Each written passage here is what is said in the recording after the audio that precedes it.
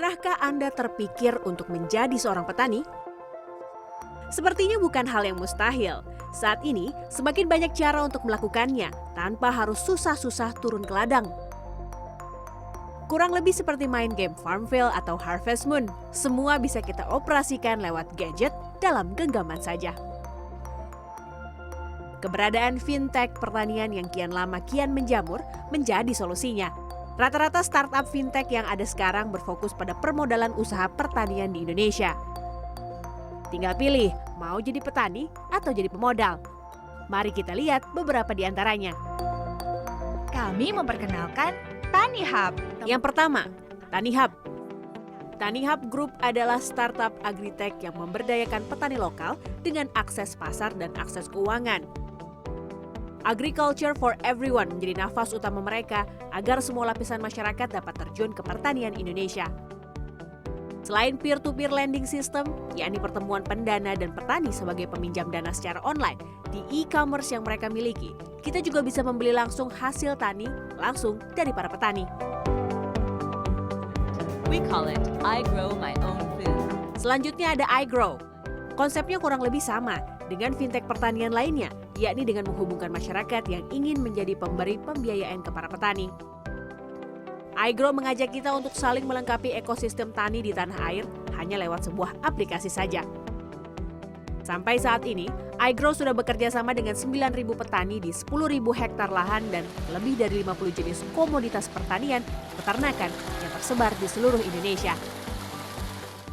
Keberadaan fintech pertanian ini menjadi sumber pendapatan bagi semua pihak, utamanya para petani. Indonesia memiliki banyak lahan pertanian. Namun permodalan bagi para petani menjadi kendala utama karena banyak yang sulit mendapatkan pinjaman dari bank. Saya bermitra dengan fintech dari awal tahun 2020.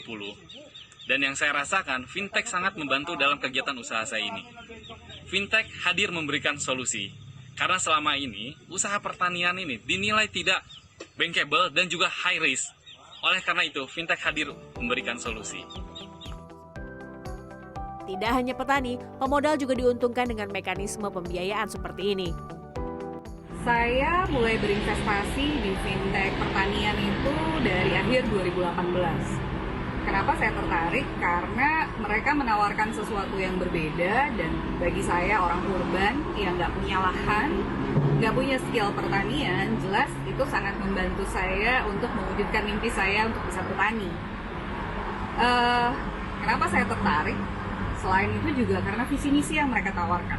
Pada saat itu banyak banget sebenarnya pilihan fintech pertanian, tapi jualannya kan macam-macam ya. Jadi saya memastikan apa yang paling cocok buat saya. Di antaranya satu, memang janji untuk memutus mata rantai tengkulak. Yang kedua, memang untuk membantu petani mengembangkan skill mereka dan masyarakat di sekitar mereka. Kalau bicara keuntungan sih, ya jelas lumayan banget ya.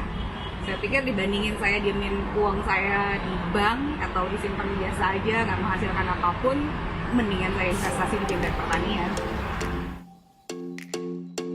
Soal keamanan, tidak perlu khawatir. Otoritas Jasa Keuangan terus mengupdate list fintech yang resmi dan diawasi.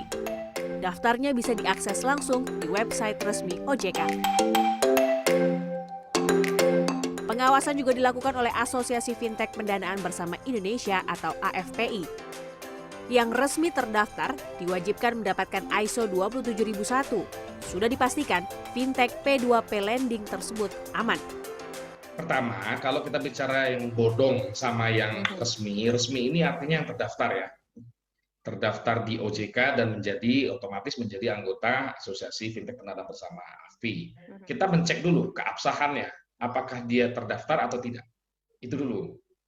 Kemudian kalau kita berbicara lebih spesifik lagi, jelas itu kita bisa langsung cek entah itu di websitenya, khususnya di websitenya OJK maupun di websitenya di AFPI.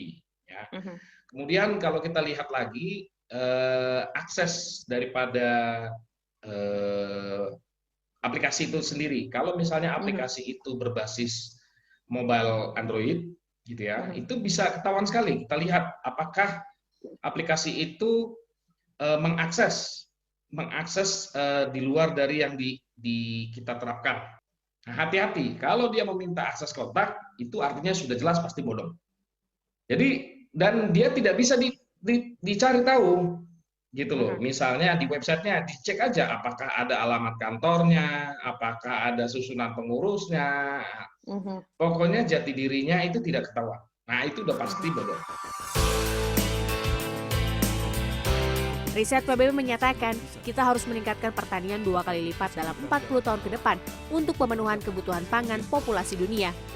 Kebutuhan pangan dunia akan meningkat hingga 70% karena penambahan 2,3 miliar penduduk di dunia di tahun 2050. Aziza Hanum, Jakarta.